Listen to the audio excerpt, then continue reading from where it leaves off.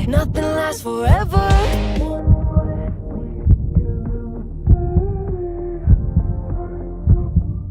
What is up, Magic Junkies? Welcome back to another episode of Fluffy Flamingos. We're finally moved into our new house, and I done a little montage to catch you up on what's going on and me building the office. Before we get to that though, let me just tell you this episode is gonna be about a magic trick. We're doing a tutorial today. A really fun trick called red or black, and I think you guys are really gonna like it. And just one quick announcement, I do have a new channel and podcast up and running called VIDEOCHILD. If you guys are interested in learning how to film, photograph, or podcast, head on over to that channel. The link is in the description box below. And yeah, let's get this ball rolling.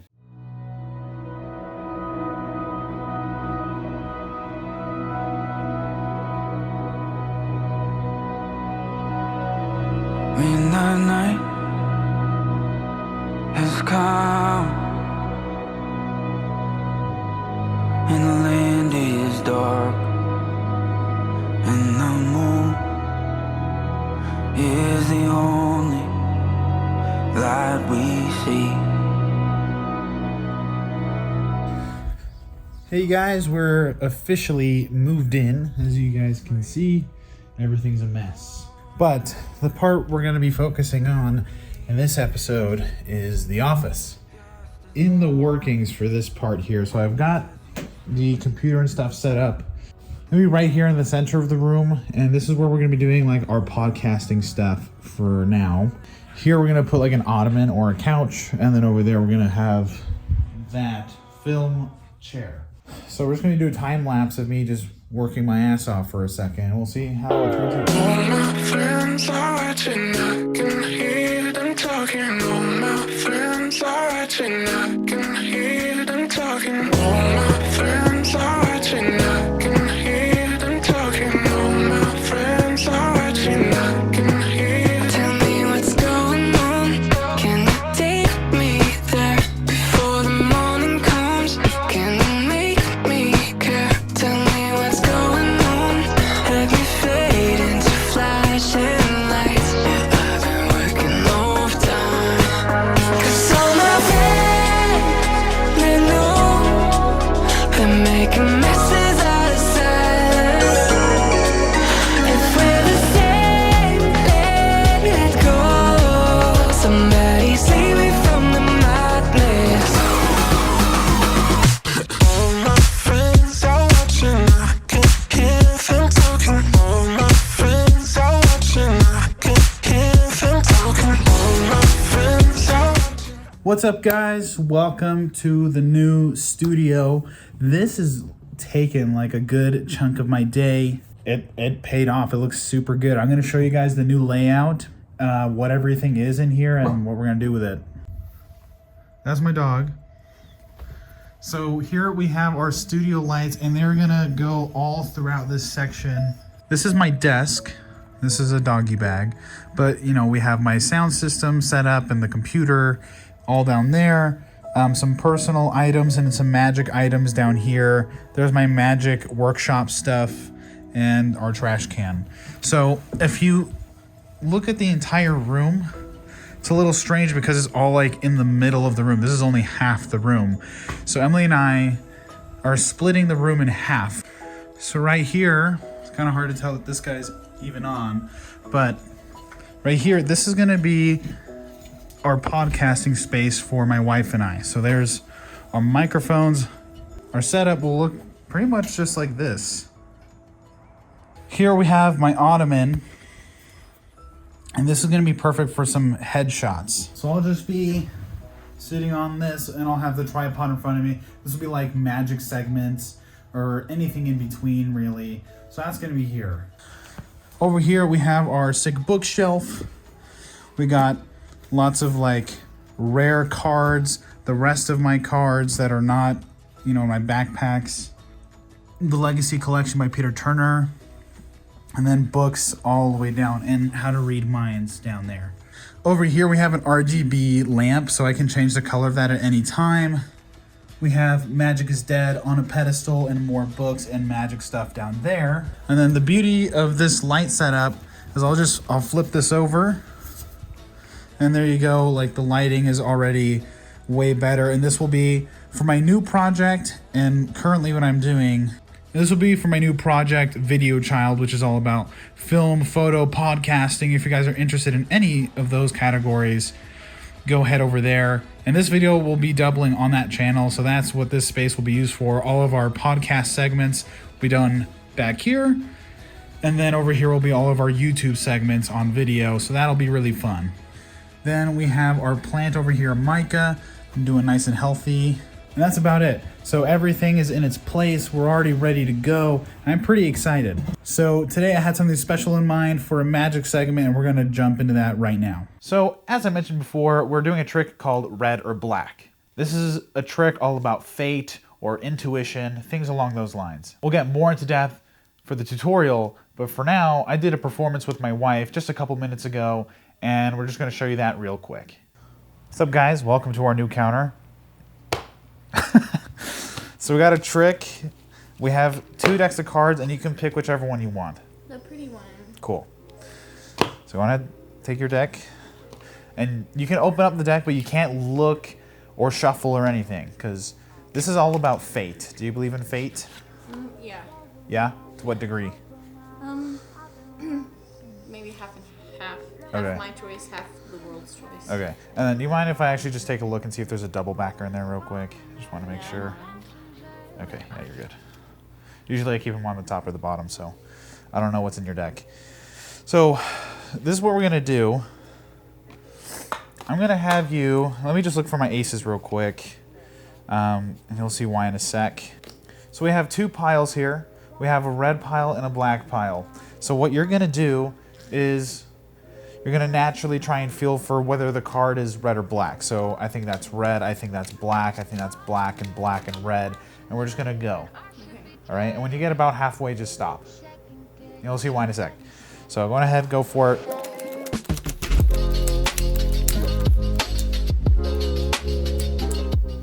Okay, let's call it there. Yeah, let's say that's about half. Okay, to make things interesting, we're going to switch your colors around now. Okay? So same for me.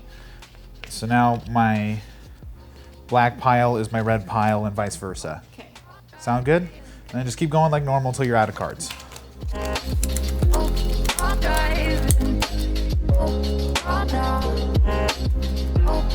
Getting close. There we go. Okay. All done? Yeah. Good job? Okay, I'm gonna zoom in here so you guys can see what's going on. But here's our table setup, how it looks. So that's what we're messing with. So if we take a look at my piles here, we have red and black. I did pretty fucking good. And then go the other way. We'll see. Oh man, I missed just my queen of spades. That was pretty close otherwise. And then let's take a look at yours. All right. You'll see you got red and black and red and black over here, except for the queen of spades. We both missed the same card. And you said you believe in fate. Yeah. We have a prediction right over here in the knives.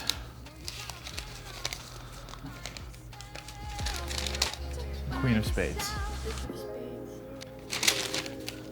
So if you guys want to figure out how I did that trick, stay tuned because the tutorial is going to come up right now. So that's the performance, guys. I hope you liked it, and I think we're just going to dive deep into the tutorial. This tutorial does have 3 different variations on this trick, so you guys have some flexibility with it, and I think we should just get down to the table and teach you guys.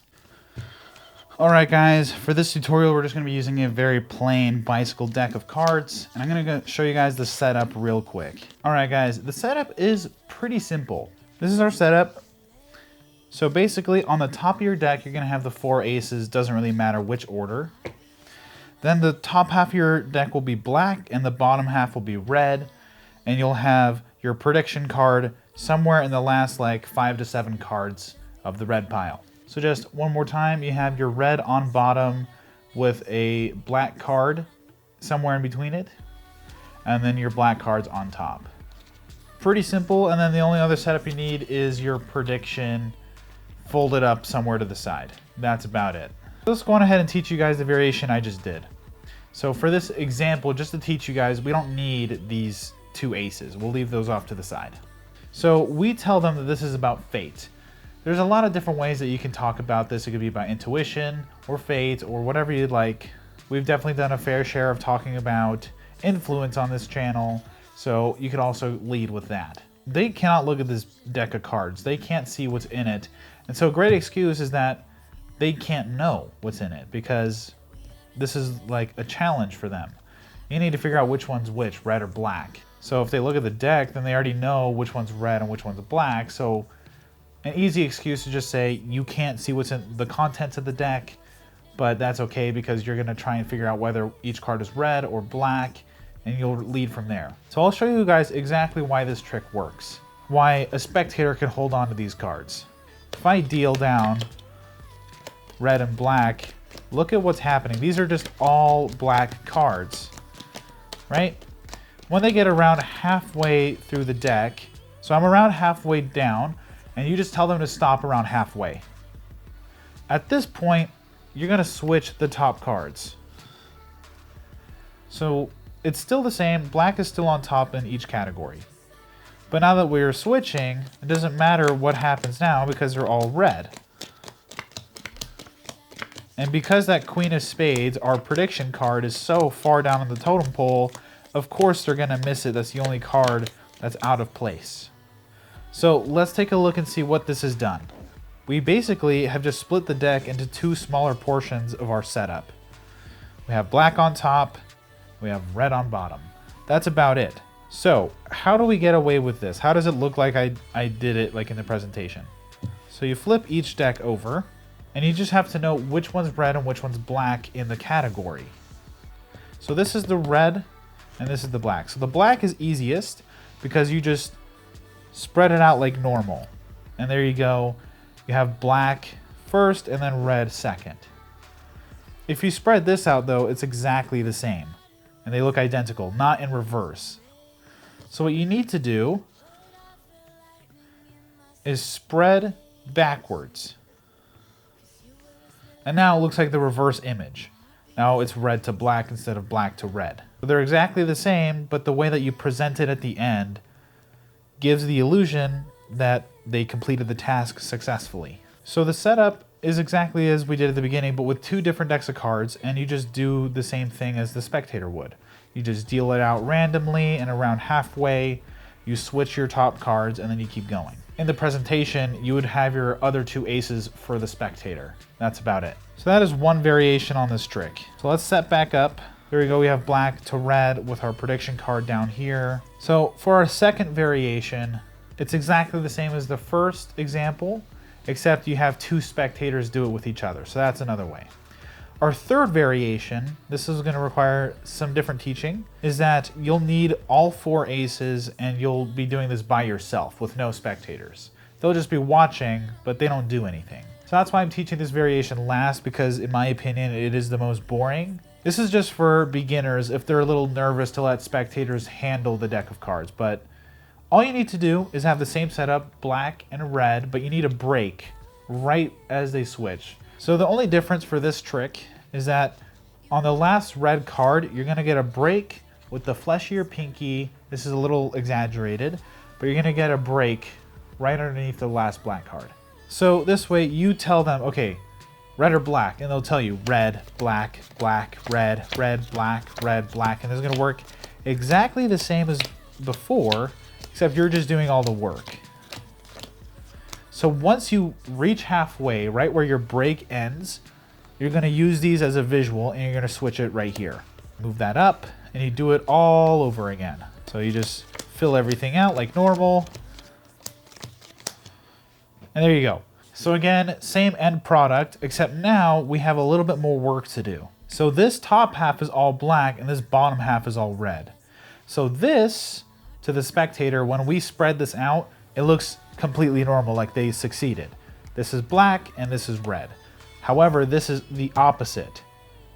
So what you're gonna do is you're gonna pick up the wrong pile, the one that is needing correction, and you're going to ask them, oh, can you pick up this pile for me? And that will give you some time to distract them. So as they pick up their pile, all you're going to do is take the ace and put it on top. So now, when they look through, they have their red pile and they have their black pile. So one more time, let me spread this out. This is what it looks like when you're finished. Definitely not as clean as this, but you'll be done. And you have your red ace, black ace, red ace. So because the top half of the piles are always going to be black and the bottom half will always be red, this is complete. So they're going to pick up this pile. And as they do that, you're going to pick up the incorrect pile. And you're going to just slide the bottom ace to the top. You can tell them you want to spread it out. And they'll say, okay, so here's my red pile. And they say, wow, like I really did succeed here. And then same thing, they take their black pile and it looks amazing. You can go ahead, close those up and leave them to the side. So at this point, you're gonna grab the pile that you corrected and you're gonna split it in half. And you say, well, here's your red pile. All but one card, Queen of Spades. And then same thing. You did everything. You got every single card except for the Queen of Spades. And that's when you pull out your prediction. This whole goof right here. So there you have it. Those 3 variations on the red and black trick. This is just super easy to set up. But that's it. That's it for this trick. Again, I do like the idea of the first and second variation because there's little to no control. Because it's all in their head. Like they're dealing the cards, whether it's you and a spectator or 2 spectators doing it to each other. You have little to zero control of where they put each card. This last variation that I taught, again, this is more of like a beginner style. So if they're nervous to let the spectator deal anything out or hold the cards, that's a good way to start and get comfortable. But I promise you, this trick is pretty much foolproof and you don't have to really worry about it. Let the spectator hold the cards, just don't let them shuffle it or anything like that. So that is it for this tutorial. I am so glad that I'm back in the chair. Back into the seat to be teaching you guys. I know I've been gone for a little bit and I'm so sorry about that, but it's paid off, clearly. I mean, look at this office. It's so nice. So just to like catch you guys up on what's going on in my life really quick, just so you guys, if you want to tune into other content. My wife and I have a podcast running called Twisted Manor, and that's all about horror stories and things like that.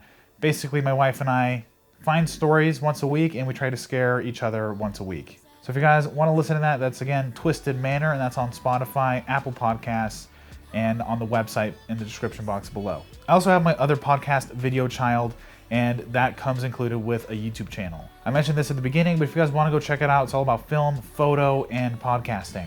So we teach you how to be a creator, we do movie reviews, and we learn about film history and stuff like that. So if you guys are interested, go ahead and check it out. And then of course our Fluffy Flamingos channel is still up and running, and we're gonna be teaching magic once a week. I've got a lot on my plate. I'm a little nervous because I don't know what my work schedule is yet, but once we figure it out, I'll make it work and make it fit. So thank you guys again for watching this episode of Fluffy Flamingos. Hope you guys enjoyed and that you learned a lot. Hope you guys practice as much as you can, learn what variation is your style, and take it from there. So I'll see you guys in the next episode of Fluffy Flamingos. Oh, before I sign off, I got some new earrings and I wanted to get your guys' opinion. Forget about the facial hair, but check that out. Tell me that's not cool. Don't you guys ever tell me I don't look stylish. All right? That's the opinion I wanted. Shine, you look fly as hell. That's it. That's all you need to say. Now I'm signing off. I'll see you guys in the next episode of Fluffy Flamingos.